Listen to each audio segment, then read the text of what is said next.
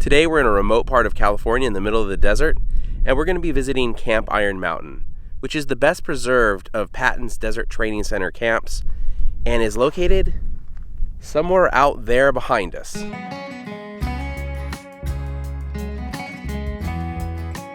Speaking of how remote Camp Iron Mountain is, and definitely was even more so in 1942 when it was built, we've been on the loneliest road in America, and Highway 62, once you get past Joshua Tree, is probably lonelier than that. We saw very few cars on our way out here.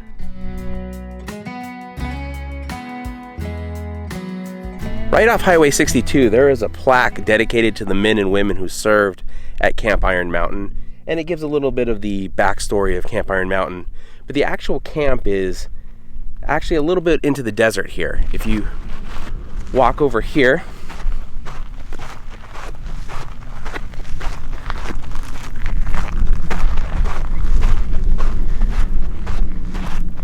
we have a road, and this road leads right out to where the camp was. Now, I don't have a four-wheel drive vehicle, so hopefully our car makes it down this road and we get there in one piece. But we're gonna drive down here, see if we can check out the camp itself. If not, we'll walk and still check it out anyway.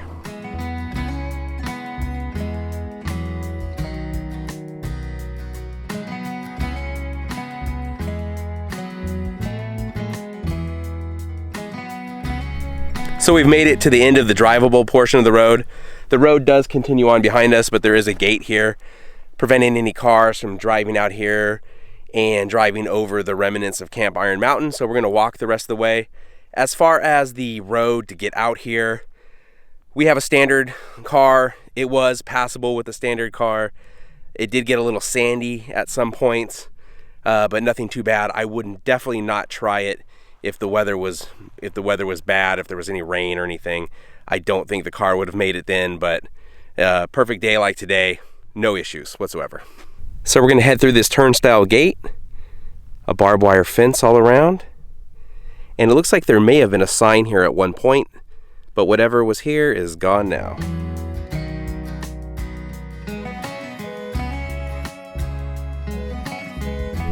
So we're walking up the road right now, and because nobody's been able to drive on this road for years, it doesn't look like much of a road. If you didn't know a road was here, you think you're just like walking in a wash or something, but if you take a look at it from overhead, you can definitely make out a road was once here. And I could kind of see a fenced off area, maybe about 500 meters or so up ahead, so it looks like we're still headed the right way though. Walking down the road, you can see where the road was once outlined with rocks. So we've made it to the camp, and you can see improvements that the soldiers made when the camp was active. All these rocks here and planters in the middle. When the camp was active, they had 15 shower buildings, 26 latrines, 113 wooden tent frames, an amphitheater, a 4,000-gallon water tank tower, and two 3,000-gallon water tank towers. Camp Iron Mountain was built in April 1942 in order to train troops to do battle in North Africa during World War II. Stationed here were the 2nd Armored Division under General George S. Patton and the 80th Division.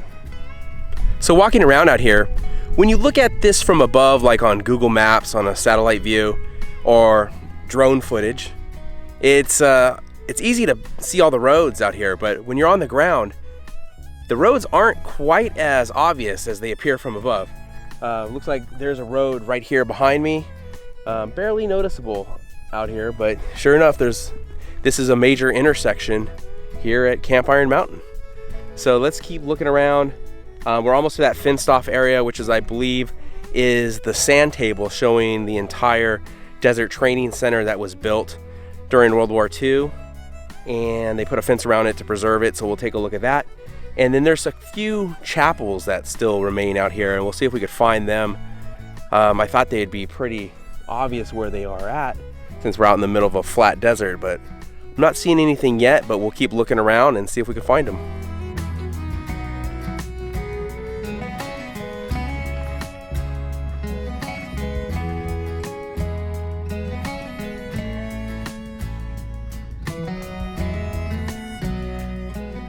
So right behind me in this fenced off area is a giant relief map showing the entire Desert Training Center. Now the Desert Training Center had 11 different camps over multiple states, and we've done videos on some of the camps in Arizona and California before, but this map would show the entire Desert Training Center, and it's used for officers to kind of show troop movements and do some planning. And the Army still uses things like this today. When I was in the Army, 20 years ago, we used sand tables all the time. And so this is a pretty giant one though, showing the entire Desert Training Center. And there used to be a stand where they can get higher up and look down upon the map, but that's long gone. Obviously, you can see the wooden legs from it over on the other side. But yeah, here's the big relief map. There is a fence around it to protect it. It is pretty fragile, but let's take a closer look at that, and then we'll explore the camp some more. I still haven't found those chapels, but they're around here somewhere.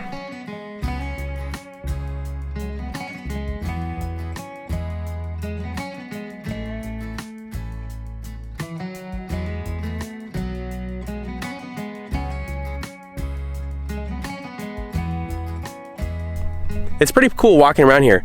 The camp is definitely a lot bigger than I thought.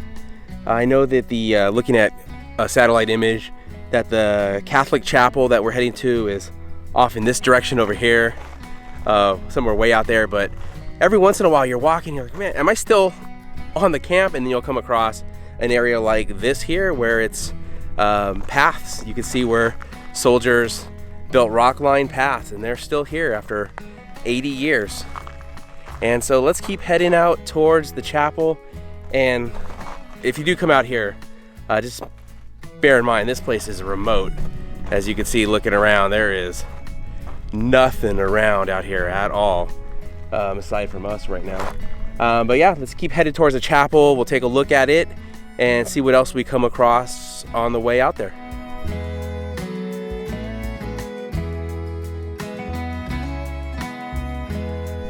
So as we're filming this, we're coming upon the 80th anniversary of Camp Iron Mountain being built. Now, Camp Iron Mountain was only around for about 2 years. It closed in 1944. But there were thousands of soldiers that came through here that all went to fight in North Africa and Europe during World War II. And I just can't imagine, coming from Iowa or Kansas, back east somewhere, and getting thrown out into the California desert. I mean, this must have been quite a shock for them to come out here, and it's just amazing what they went through in order to get ready to go fight. And just being around 2 years, I mean, it changed this desert landscape forever. I mean, there are just paths everywhere. I mean, look right behind me. This path here is actually paved with rock, so I mean, this must have been going somewhere fairly important, because most of the paths are just dirt, but this one is actually paved, so probably a chow hall or something. But yeah, this is just amazing, just walking around here and just seeing how big it is. I mean, looking at it on Google Maps and stuff, you really don't get a scope of how large Camp Iron Mountain was. The sand table that we were at, you can't even see it now from how far I've walked. It's way off in the distance over there. And we still haven't gotten to the Catholic chapel, which is kind of on one end of the camp. So we're still walking that way. We're still coming across tons and tons of walkways, planters, where they would plant, or where they would put rocks around the plants. I don't know if they planted anything themselves or just put rocks around the plants that were already out here. But yeah, this is just amazing to walk around and just take a look and just think of, how many people walked this same path, and, what they did after they left here.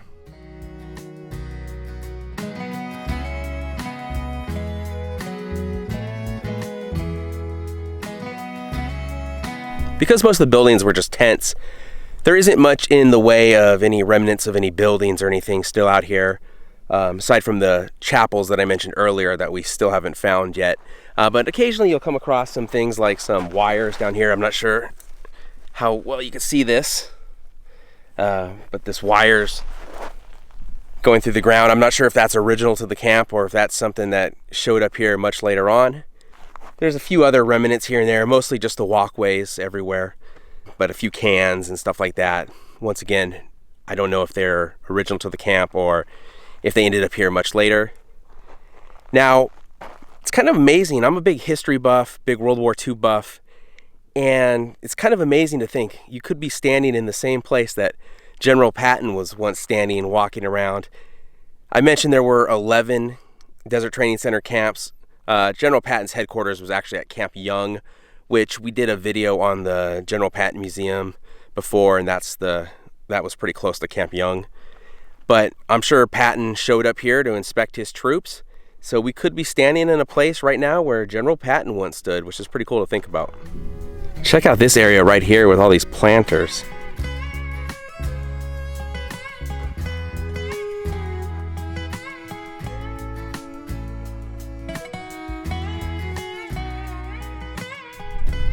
So I'm finally almost to the chapel. I can see it just a few hundred feet away. But I came across something interesting out here. If you take a look at this, looks like there is a rain gauge out here that they're using to measure the rainfall out in the area. I'm not sure how often it's checked. It probably doesn't need to be checked that often. There's not very much rain. But yeah, look, found a rain gauge hidden out in the middle of nowhere here. So we finally made it to the Catholic chapel, which is right behind me. We'll take a look at it here in just a second. And this is definitely on the edge of the camp. Right here is the fence for the camp to stop any cars from driving up. So yeah, we're right on the edge. We walked quite a ways to get here, much further than expected. But yeah, let's take a look at the Catholic chapel. This is the better preserved of the two chapels. I'm still not sure where the Protestant chapel is. If I can't find it, I'll show a picture of it. But yeah, let's take a look at the Catholic chapel. So here it is, the Catholic chapel. There used to be a cross on the top, but that's long gone.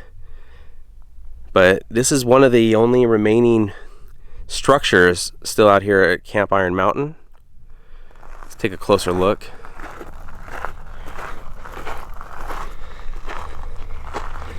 You can see it was built by the soldiers with rocks. They used quartz for the cross in the middle. And this looks pretty cool with the mountains in the background.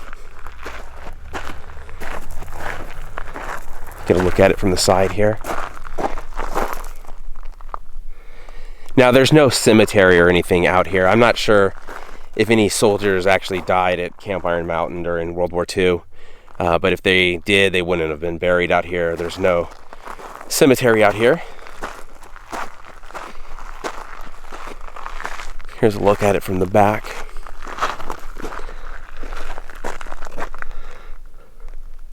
Now there's a replica of this chapel at the Patton Museum over in Chirico Summit.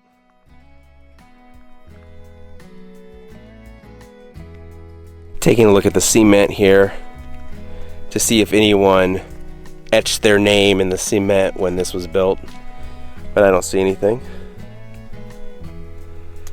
Usually on a military base, you're not going to get away with that.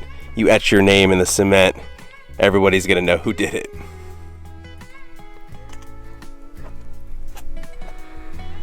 But yeah, this is really cool, and what an amazing view in the background. And here's the view from the chapel. Those cars way off in the distance, that's Highway 62.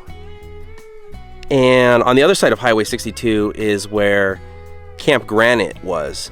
That was another camp for the Desert Training Center, so I imagine from here you could have actually seen Camp Granite. But that's on the other side of 62, and it's not as well preserved. There's not as much there to see.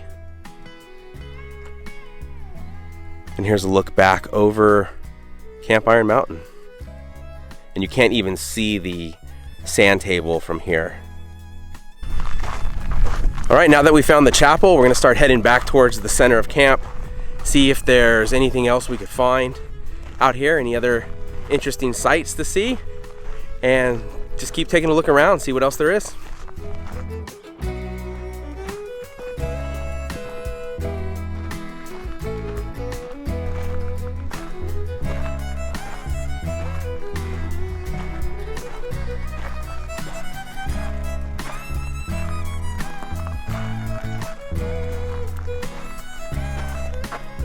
When we were at the wire earlier, I mentioned finding various objects around and not being sure if they're from the time of the camp or if they were brought here later on.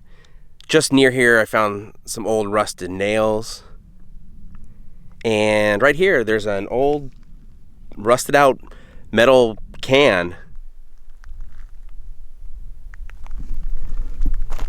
Now, I don't know if that's from the time of the camp or if that was added here later on, but you do find objects here and there like this around the camp, but there really isn't that many of them.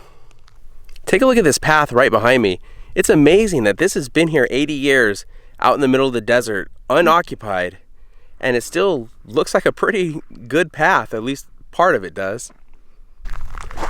Walking around here, even though you know you're walking on one of the main roads of the camp, sometimes you start to really question if you're still walking on a road or not, because the bushes after 80 years are starting to take back their roads, and you kind of have to look around and you'll come across a rock walkway like right over here, and you go, okay, so I'm still in the right place. I'm still walking around the camp, and I see the sand table, so we know we're back towards where we started here.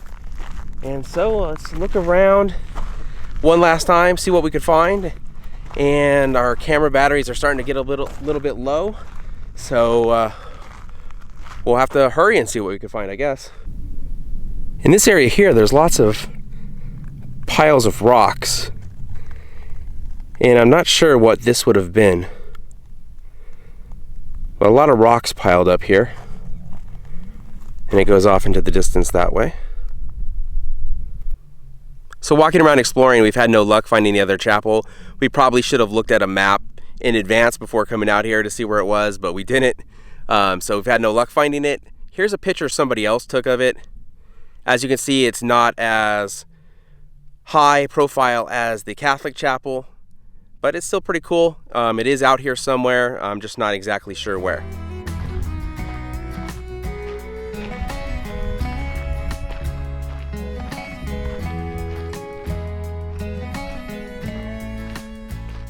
It's really fun to walk around and explore Camp Iron Mountain. There's so much history here, and just to take it all in. But unfortunately for today, further exploration has been vetoed. So we're gonna head back to the car, get into the air conditioning, get something nice to drink, and then head off on our next adventure. Thank you so much for watching. If you enjoyed the video, please give it a thumbs up, consider subscribing, and we'll see you next week.